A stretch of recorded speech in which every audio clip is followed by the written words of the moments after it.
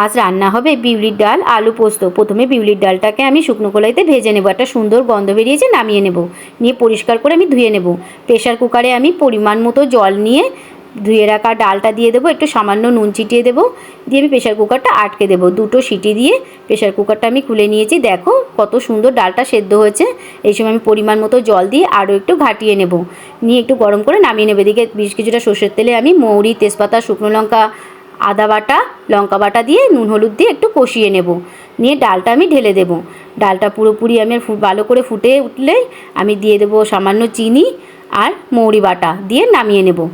এদিকে আমি বেশ কিছুটা সর্ষের তেল কড়াইতে দিয়ে দিয়েছি। পোস্ত বাটা, আদা বাটা, লঙ্কা বাটা দিয়ে একটু কষিয়ে নেব। নিয়ে আলুগুলি দিয়ে পরিমাণ মতো নুন হলুদ দিয়ে আরও একটু বেশ কিছুক্ষণ কষিয়ে নেব। নিয়ে চাপা দিয়ে দেবো।